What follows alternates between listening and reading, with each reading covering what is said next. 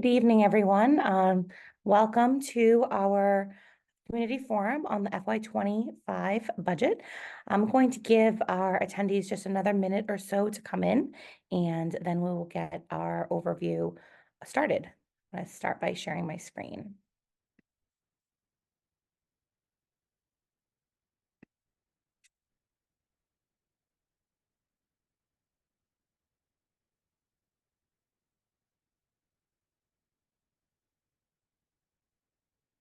Hopefully everyone can see that okay.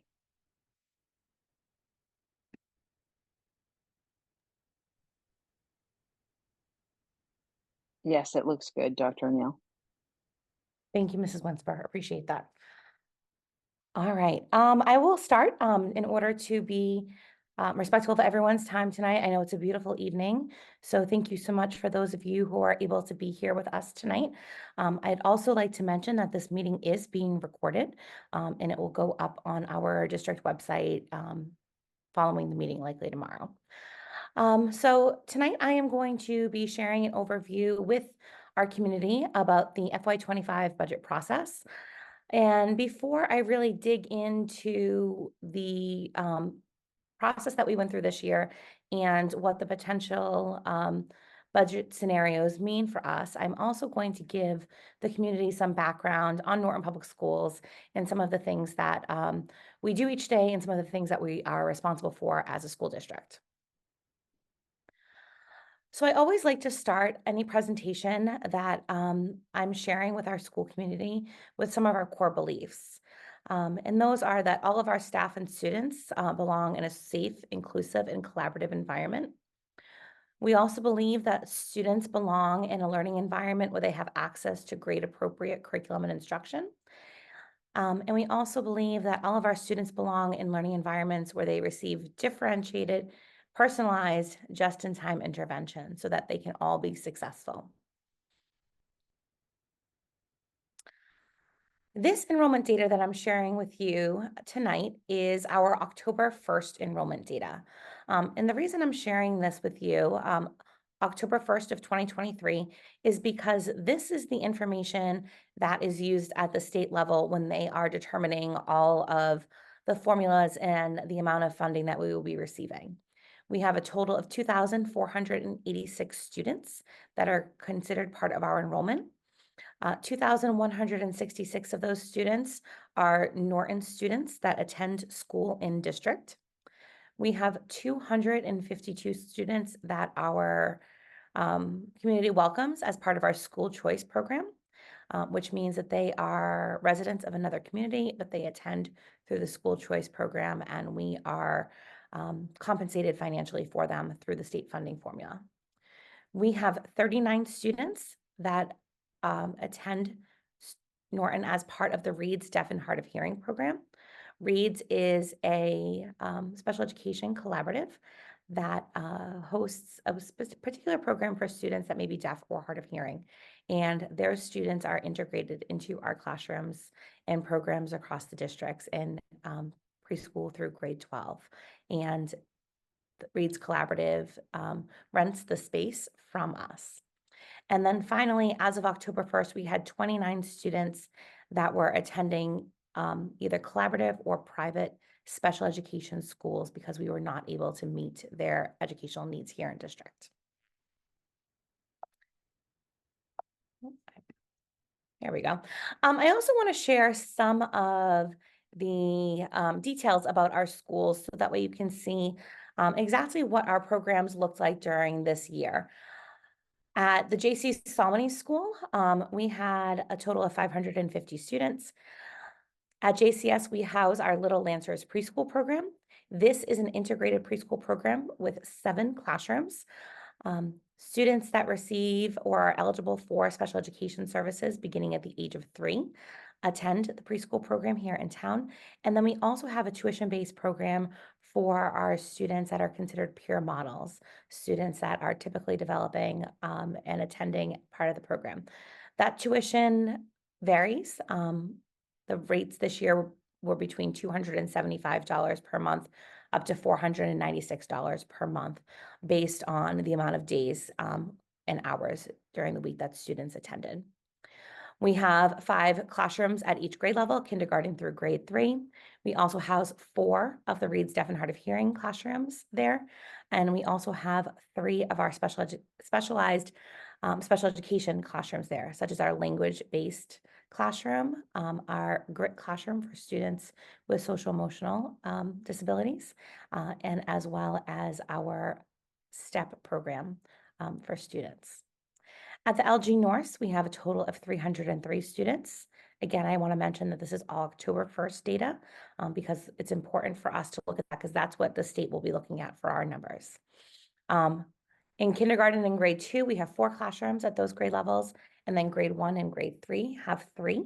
Those are based strictly on enrollment. And then we also have 5 special education specialized program classrooms there. Here at the Yellow School, there are 8 fourth grade classrooms and 7 fifth grade classrooms. We house 2 of the Reads Deaf and Hard of Hearing programs here, and 4 specialized classrooms for a total of 339 students. At Norton Middle School, this is a team-based approach. For those of you who have students who have either already gone through Norton Middle School or are currently attending Norton Middle School, each grade level has 2 teams. One is purple and one is white, based on our Norton colors.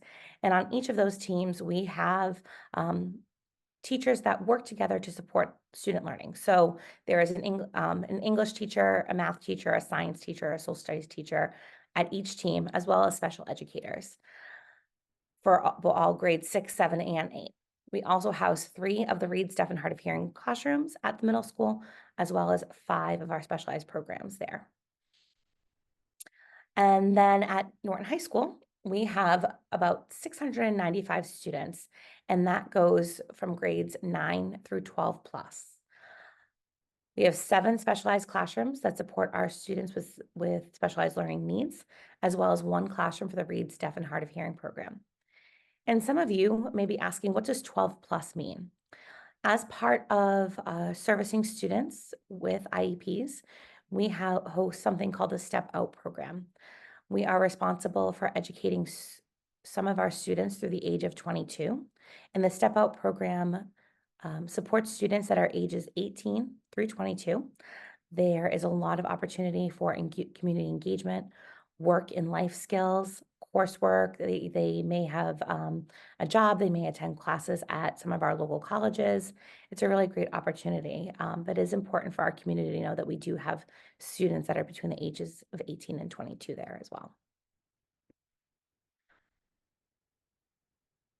Many of you have heard me discuss this year throughout the budget process and throughout our planning process that school is very different than when I attended. I'm not as young as I like to think I am anymore, and it's been quite a while since I was in elementary school or middle school or high school. But the needs of our students has certainly changed since I was in school, and I know it's the same for many of you. So I think it's important for us to talk tonight about the different offerings that we have for our students and the ways that we try to make sure we're meeting the needs of all of our learners. One of the things that we're really proud of here in Norton is the portrait of a Norton graduate. And these are the things, the skills that we believe are really important for students as they think about what life is going to be like after Norton High School, whether they are preparing for college, career, a trade, the military. These skills are what we focus on as a school community, not just at the high school, but all the way through. Personal responsibility and accountability, critical thinking and problem solving, social and cross-cultural skills, flexibility and adaptability, creativity and innovation, and finally, communication and technology literacy. All of the work that we do with our students, we try to work towards these particular goals and integrate them. Norton High School has done a really wonderful job of aligning our coursework and showcasing how exactly all of these important skills are integrated into our academics as well. As you know, often we talk about special education mandates, but we also have, excuse me, sorry, hold on, just making sure I can see everybody. We also have general education mandates. At the elementary level, we are required to provide at least 900 hours of learning to our students over 180 days. And at the secondary level, so for both middle school and high school, the time on learning is 990 hours. We need to ensure that we are meeting those numbers for all of our students across the 180 days. We are also required to make sure that our coursework aligns with the Massachusetts state curriculum frameworks. Um, at the state level, there are curriculum guidelines for all academic areas, English, math, science, social studies, as well as world language, health, computer science.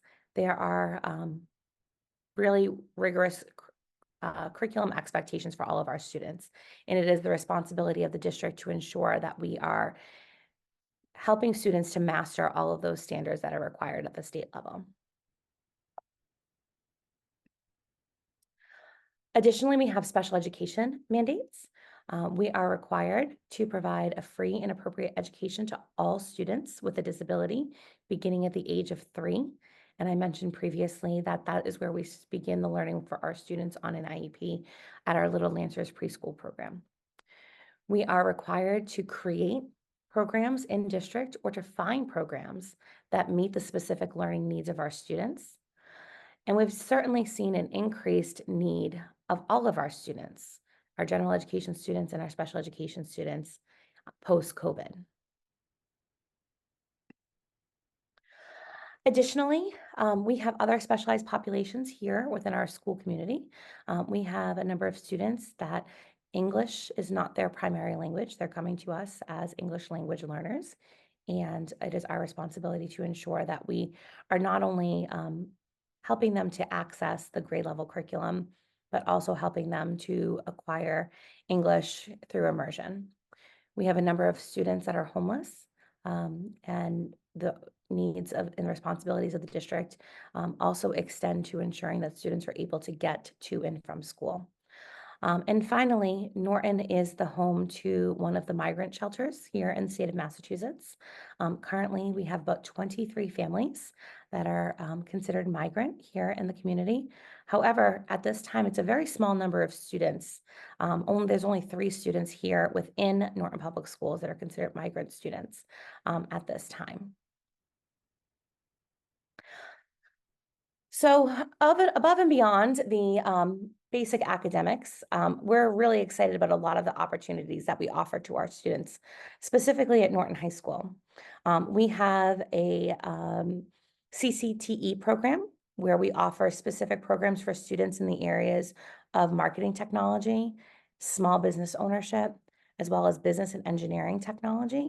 Students are able to take specific classes that will help them build their skills and graduate with a certificate in any one of these areas, which are both really great opportunities for students that are going to college after high school, as well as students that are planning on entering a trade or a career pathway. Makes them extremely marketable for both college and career readiness. We also have a manufacturing pathway. Um, both the CCTE programs as well as the innovation pathway and manufacturing are all funded through competitive grants that we receive from the Department of Education here in Massachusetts. And we also have a very strong school to career partnership at Norton High School. We have a large number of students that engage in internships, not only in our own local community, but in the surrounding towns as well. And we have a number of students that engage in really high quality senior projects. It's absolutely incredible when you're able to go over to the high school and see what they're working on and they share their excitement and their findings with you. We have a lot to be proud of. Our students are really, really incredible. So now it brings us to the conversation that I know many of you are here for tonight, and it's the funding of Norton Public Schools. And I think it's really important that our community knows the process that we go through in order to present a comprehensive budget each year. As most of you know, this is my first year as superintendent, and I have Mrs. Hadfield, who is also on the call with me tonight, who is our school business administrator. And this was our first year of putting together a budget for all of you. This process began in the late fall, and it's really a collective process, a collective effort across all departments. All of the central office administrators, our school principals, teachers, teacher leaders.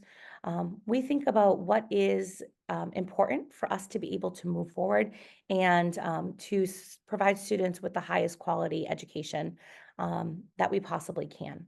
We look very carefully at efficiencies within our school community. We look at class size, we look at enrollment data, and we always are looking at what is in the best interest of our students.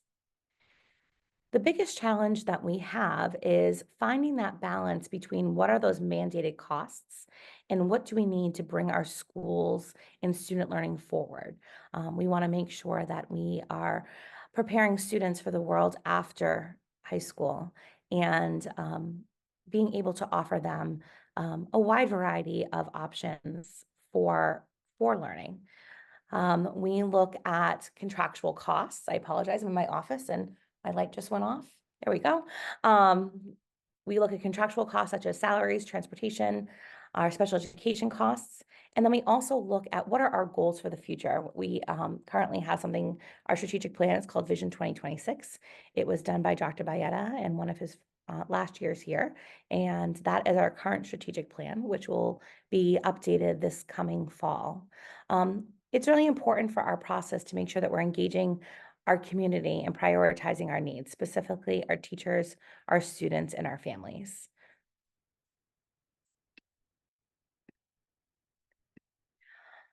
This year, the Norton School Committee approved a level service budget for the 24-25 school year. A level service budget allows us to retain the same level of teaching and learning for all students that they are currently experiencing during this past school year. A level service budget is a financial increase, but it allows us to maintain all of our programs and all of our staffing. As you can see, our final budget for FY24 is $34,706,443. And the proposed FY25 budget, which represents level services, is $38,873,431.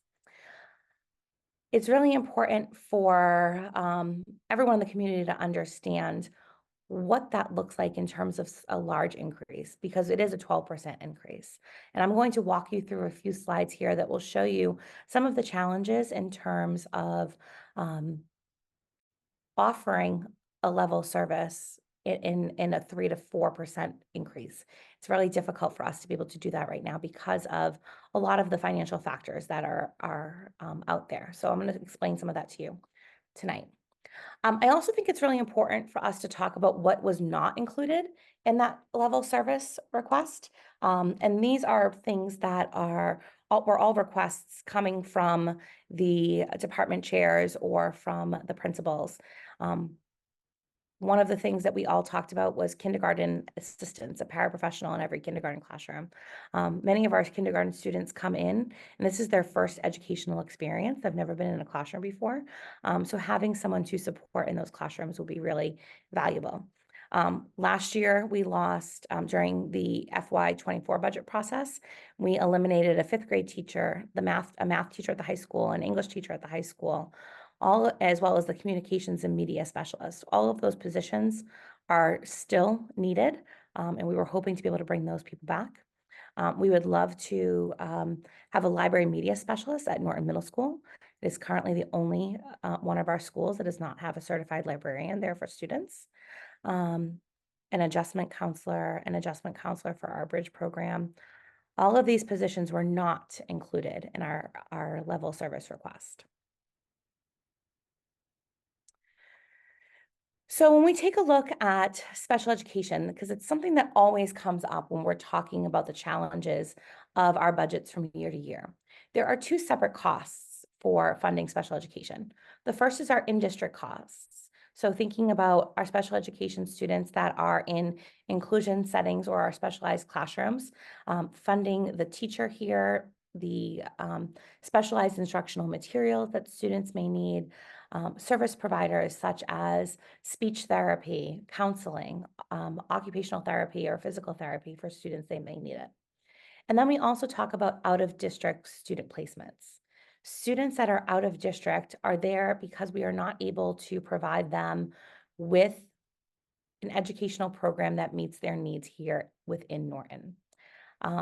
This includes transportation costs. It may include a collaborative or a private private placement for a student. And in extreme cases, it may include a residential placement for some of our most significant students.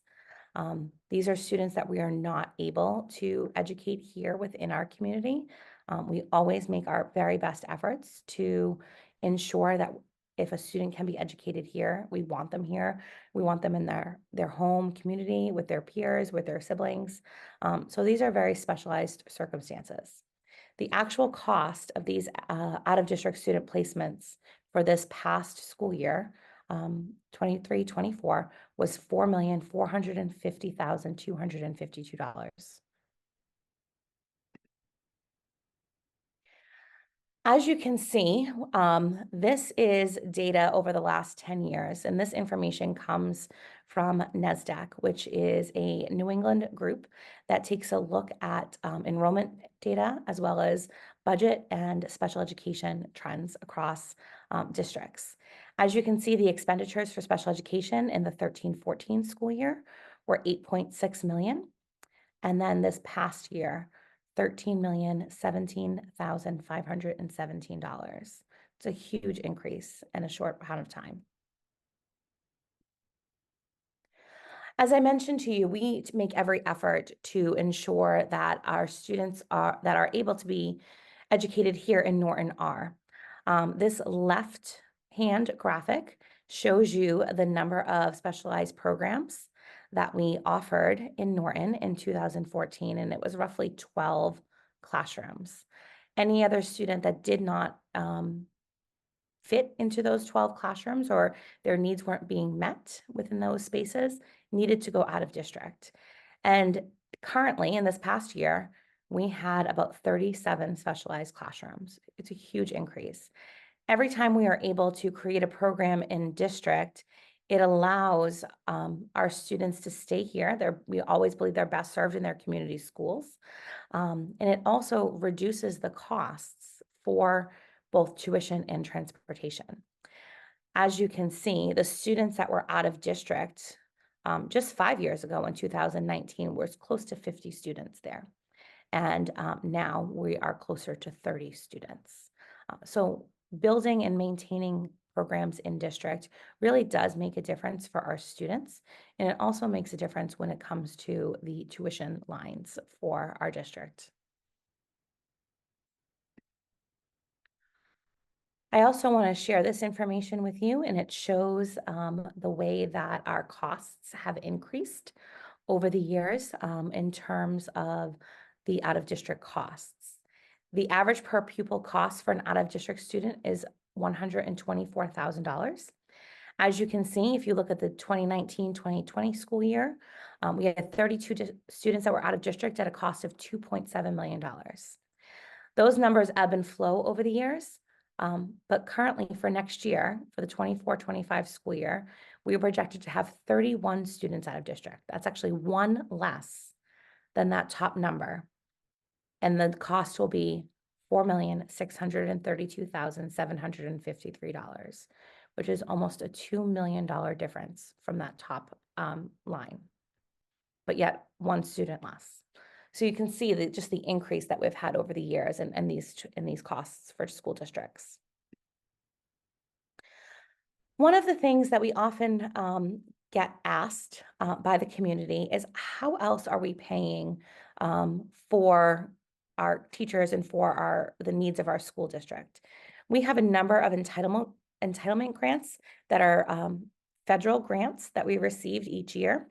And for the upcoming school year, you can see that a large portion of them are actually paying for some of our staff members. We have the federal special education entitlement grant, which will pay for about nearly 19 staff members. The majority of them are paraprofessionals that work to support students. We have an early childhood federal grant, which will pay for one staff member. And then we have the Title I grant, which is for students that need support, especially in early literacy. And that will be about 2.6 staff positions. The additional grants, Title II and Title IV, are for professional development for teacher training. And then the Title III grant is to support our English language learners. Additionally, we have a number of revolving accounts that we use to offset our budget. For example, the FY25 projected budget that we're going to be using uses $1.9 million of school choice funds in order to help us balance our budget. The circuit breaker is a reimbursement from the state for some of our special education costs. We're using $1.6 million of circuit breaker to balance our budget. Facilities comes from things like renting out our gyms to basketball teams, or bringing in that money from our Read's Deaf and Hard of Hearing program that they use to rent classroom spaces. We're using almost $350,000 of our facilities revolving account for custodial support. Preschool revolving is tuitions that families pay into our preschool program. That's 4.2 staff members. And then we also have transportation and athletics. The way that those accounts are funded are through fees that we charge to families. So, for example, if you have a child that rides the bus and you're required to pay the fee, that's how much money we take in from all of the families that pay transportation. It's $135,000. And our transportation contract is over $1 million. It's actually a very small amount of the contract that those fees go to. And then same with the athletics. Athletics, we are projected to collect a little over $200,000, and we'll be using that to pay for coaches, transportation, and any other costs associated with athletics for the upcoming school year. I know school choice is a topic that comes up very often. I know there's a lot of questions about the way school choice works and how we're using that money for our budget. As you can see, this is over the last 6 years. In 2018, 2019, we received about $600 and almost $60,000 of school choice. And this past year, we are receiving about $1.6 million. Of the 1.6 million, we have spent about 1.4 so far this year. It's really important for our community to understand that if we were to eliminate school choice, number one, students that are already enrolled in school choice are able to stay through graduation. We are not able to ask them to leave. Sorry, lights off again.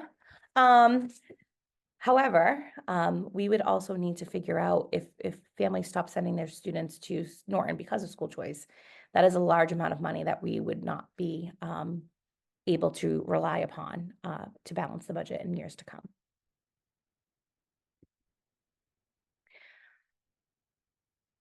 At town meeting, you as a Norton community voted on a 1% budget. This is what the community can afford at this time. And it's important for us to know that that also includes some free cash that was voted on by the Finance Committee and by all of you. That's, I believe, $2.2 million of free cash. So for us, a 1% budget is about $3.7 million less than what our level services will be. So I wanted to share with you what that actually means. We had to make a number of line item adjustments in order for us to be able to balance our budget. So reduction in supplies, reduction in instructional software. We have teacher leaders that received a stipend. Those positions have been eliminated. Some contract services with outside providers such as counselors for our special education students. And then also the 1% budget includes increases of fees in clubs and athletics, as well as transportation fees for students. So that is the additional $57,500 and the additional $26,000 that we would be bringing in based on those fee increases. The salary savings here, it looks like we would be saving about $100,000. And I think it's important for me to share what that really means. Throughout the course of the year, or at the end of the school year, we may have a staff member that is retiring. So I'm going to use round numbers just to help the process here. If they have been working in the community for 30 years, they're making $100,000, and we're able to backfill that position with a teacher who is brand new and maybe coming in and making $50,000 or $45,000. That is the savings there. So over time, you can have a few of these positions. There are places where we are not backfilling positions as well, and we're estimating about $100,000 in savings there. Staff reductions, in order for us to get to a 1% budget, these are the staff layoffs that have taken place. We have cut 29 staff positions for the upcoming school year. Some of our positions have been eliminated, and those people are able to take on another role within the school community because they've been here for a while and they're appropriately licensed.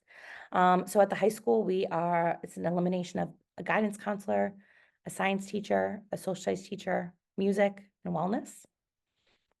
At Norton Middle School, music, English, math, French and Spanish, which means that world language will no longer be offered at the middle school level. Students will need to wait until high school to have the opportunity to try a world language, which really puts our students at an extreme disadvantage because colleges, regardless if you're looking to go to an Ivy or a state school, all colleges expect to see at least 2 to 3 years of a language on your transcript.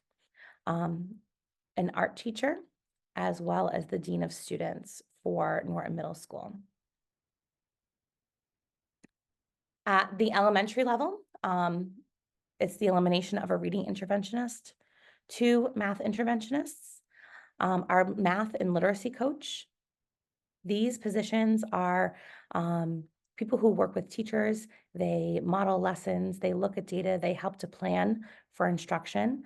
And they're actually extremely valuable positions that we fought for a number of years in order to help provide really high quality professional development to teachers, as well as a preschool teacher. And then also, in order to balance the budget, we saw a reduction in time for art, STEAM, and music at the elementary level. We also had to reduce the time of our elementary librarian, which means that the Yale School, or Hay as we call it, will no longer have a library media specialist here at all. District-wide, 4 paraprofessionals, the district nurse leader, which is an extremely important position. All of our schools have 1 school nurse per building. And it's extremely difficult to meet the medical needs of all of our students. We have a number of students that are diabetic and therefore require the nurse to be constantly monitoring their sugar levels throughout the course of the day. We have some students that are tube fed that require a nurse to provide them with nutrition 3 to 4 times a day. And it's extremely difficult for us to get a nurse substitute if anyone is home because they're sick. So this nurse leader position is something that I'm actually concerned about, just safety wise. The instructional technology specialist, 2 of those, 2 custodians, the loss of a school administrator, and as well as a speech and language assistant. Now, with the override outcomes, we have 2 options on the table for the community. The first is a $4 million override. The $4 million override will actually still keep Norton Public Schools under our level service amount by about $1.5 million. In that scenario, we would be able to bring back the district nurse that I talked about. We would bring back world language at Norton Middle School for grade 8. We would be able to bring back 2 of the high school teachers that are being eliminated, the middle school dean, 1 of the math interventionists, 1 of the instructional technology specialists, 1 of the curriculum coaches, 1 of the custodians. But we would still have positions such as the guidance counselor, the second custodian, the second reading math interventionist, the reading interventionist here at the Yale School, the preschool teacher, two of our high school teachers, those would all still be eliminated positions. We would still need to keep the increase in fees in most cases. I think it's really important that people know that the $4 million is still not level services for us. In the $6.5 million scenario, this would actually be $182,000 over our level service request, and it would allow us to bring back the positions that were eliminated. In full disclosure, I think it's important for the community to know that we would still not bring back the guidance counselor at the high school, as well as that preschool teacher.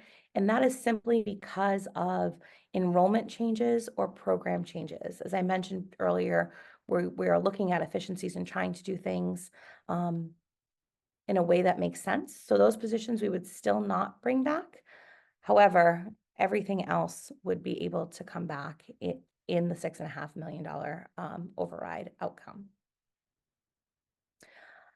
I'm happy to answer questions tonight. I'm sure there are a lot of questions out there. What I would also say is that my responsibility as the superintendent of schools is simply to provide the community with the resources and the facts so that you can have an understanding of exactly where our challenges are and what the impacts are going to be on the school community itself. And so what I'll do is I have Mrs. Winsper, who is our Director of Instructional Technology, and Mrs. Hadfield here with me tonight. They will open it up to questions, and hopefully we can answer them to the best of our ability. If you have a question, you can go down and click where it says Q&A. You can type your question right in there, and we can go from there.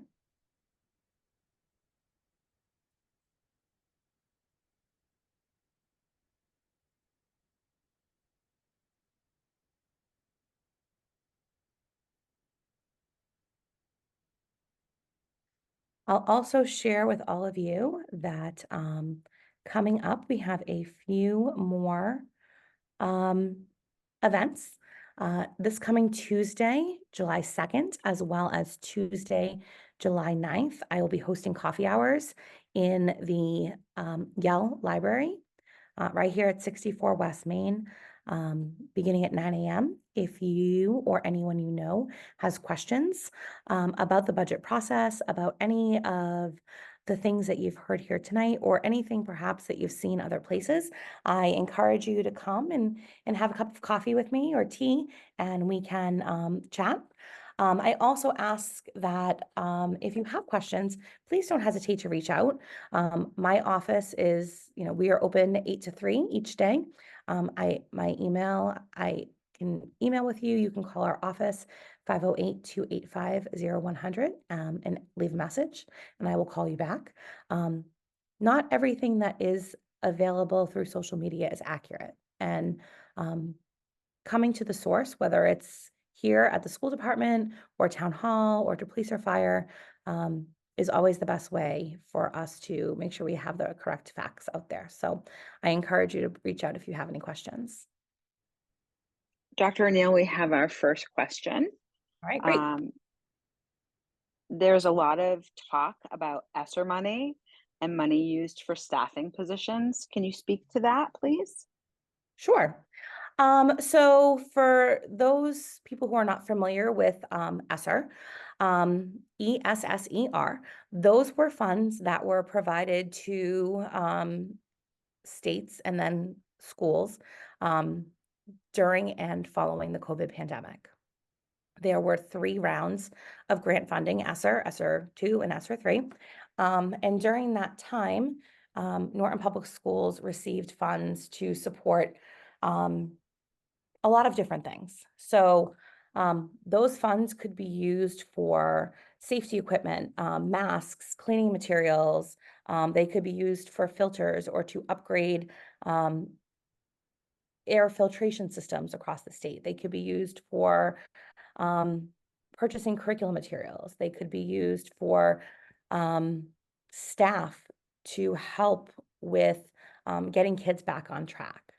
For those of you who have been involved in the schools for a long time, you'll know that my predecessor, Dr. Bayetta, has talked about the fiscal cliff, not just last year, but for a number of years.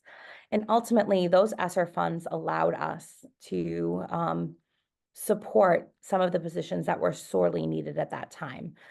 For example, the reading interventionists or the math interventionists were able to be supported to help students strengthen their foundational skills. So yes, we did use funds for positions through ESSER, but we also used a lot of ESSER funds to kind of keep the ship afloat, for lack of better words, during that time.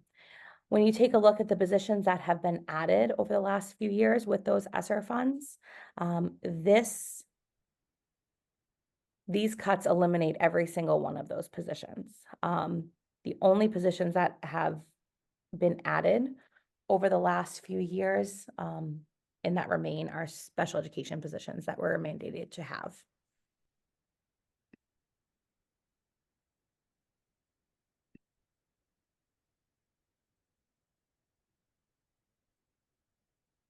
Okay, we have another question.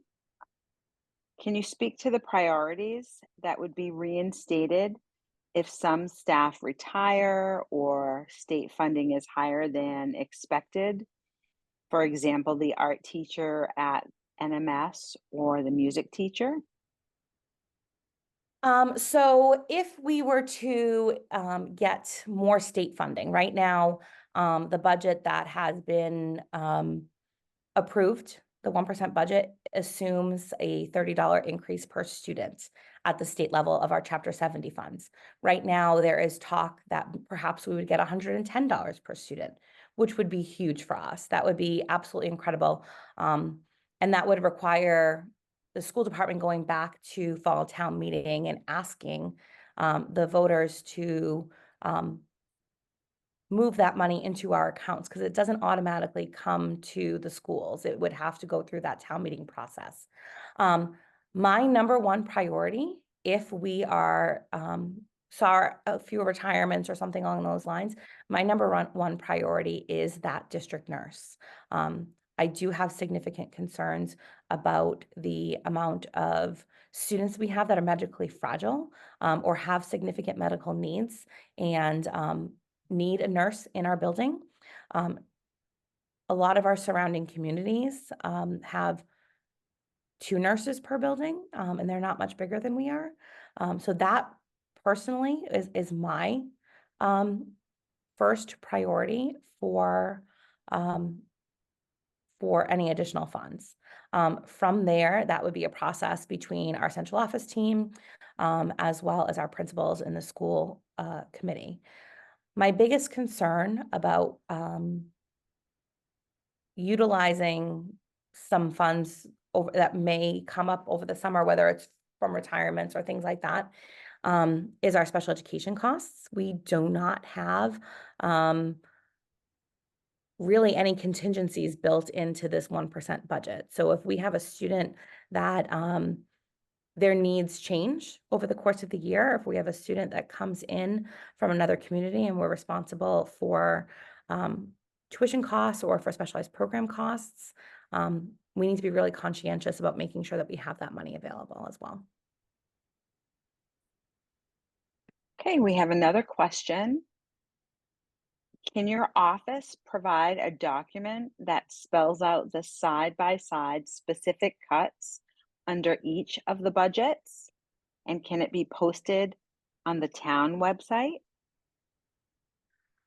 I can certainly put something together. I mentioned them verbally tonight. I will be really honest. I would putting something together like that. I want to also include the disclaimer that it would really depend on, changing needs of the school community or if something else were to come up. So I don't want to say to someone that, the art teacher would be 100% reinstated in this scenario and then have another cost that came up that we weren't able to do that.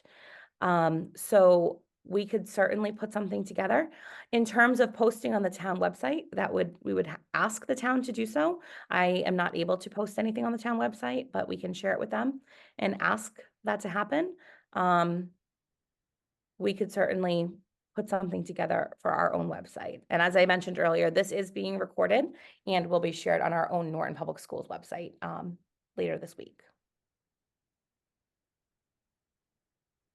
We have another question. Dr. O'Neill, as of right now, with the 1% increase, does this mean that there will be no art or music teacher at the middle school? I'm sorry, I joined late and missed that in your presentation. So last year, we had 2 music teachers at Norton Middle School. One teacher was general music, the other teacher was band. So we will still have a music teacher moving forward. Only one of those positions was eliminated. But what that means is that students that are interested in band or chorus would have to participate after school, similar to our sports or our clubs. And that's something that we have not yet figured out the logistics of that yet, but that is the way that band and chorus will be offered at that time. In terms of the art teacher, we have ultimately that position is someone who will not be here next year. And so instead of laying off another individual, we chose not to backfill that position at this time. Again, if things change and we are able to have increased funds, then we would absolutely, backfill that position for the year.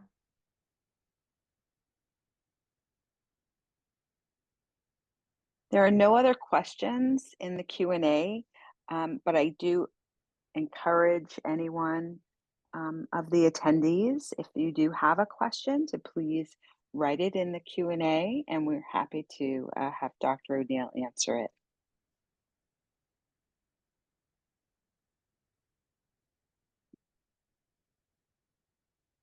I do see that someone has their hand raised. I don't think we can have people talk. So Kim, I would love to answer your question if you're able to put it in the Q&A or in the chat. We'll be happy to answer it for you. Another question just came in. Dr. O'Neill, you mentioned in the YouTube video that interventionists would be back at 4 million. Why was just an interventionist just mentioned? No reading at grades 4 and 5? So as I mentioned earlier, the 4 million is still below level services for us, which means that we can't bring back everything in that scenario. So a lot of time was spent looking at strategically how to bring as much back as we could. And unfortunately, that reading interventionist at grades 4 and 5 would not be back in that scenario. Another question. At the middle school, you are getting rid of an ELA and math teacher. Does that mean that class sizes will be getting bigger? And what grade level will that be? Great question. So this year, our rising 6th graders, it's actually a smaller cohort than any of our other grade levels. So looking at that opportunity, looking at class sizes and getting really creative in our thinking, the middle school would almost be like a team and a half for next year, which means one team would be the size that we're typically used to, 90 to 100 students, and the other team would be smaller, which means that we have staff that are highly qualified to teach math and ELA, but they're also special educators. So those people would be teaching classes on that smaller team. But it did allow us to look at the reduction of 2 positions at the middle school as well. But so the class sizes would be between 23 and 26.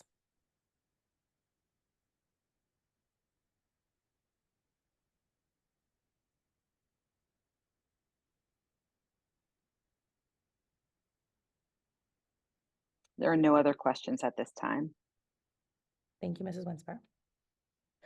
I'm happy to hang out for another few minutes if people think of something that may come up. As I mentioned, I will be hosting a coffee hour on Tuesday, July 2nd and Tuesday, July 9th at 9, both at 9 a.m. here in the Yale School Library. If you know of someone that wasn't able to attend tonight, but that has questions or would like to get more information about this process, please encourage them to come and join me. And as I mentioned too, like this is being recorded tonight. We also can be reached by email or by phone.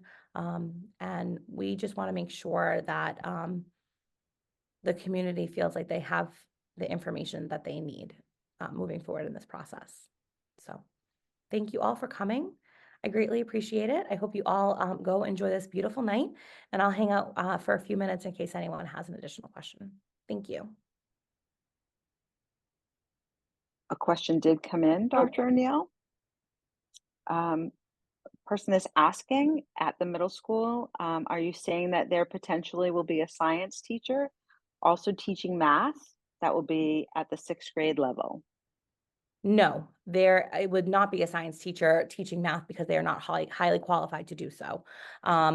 It would be a special educator that is qualified that also has a license to teach English or math. It would not be someone who was teaching science or social studies. Thank you for the clarification. It's getting really dark in here now. Oh, no, apparently not. Thank you.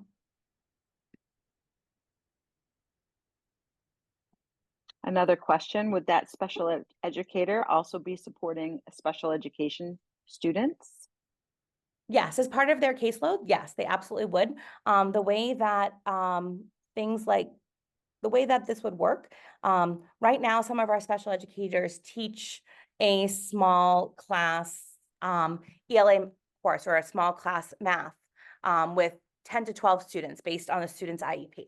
So those would still take place, but instead of joining a class for inclusion, the way they may now, with a math teacher or with an English teacher, they would be teaching that that math class themselves or that ELA class themselves. So it would not necessarily be for everyone. Trying to think of the best way to explain this. But they're all highly qualified. They are teaching these courses currently. It just allows us a little bit more wiggle room because of the small cohort of 5th graders.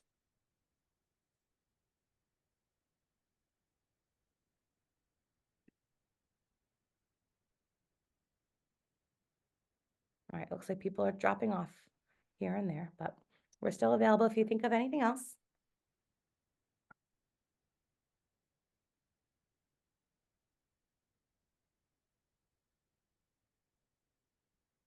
Thank you all so much for coming tonight. We really appreciate people coming out and asking questions. And as I said, please don't hesitate to reach out if you think of anything or if you need additional information. Have a great night. Thank you.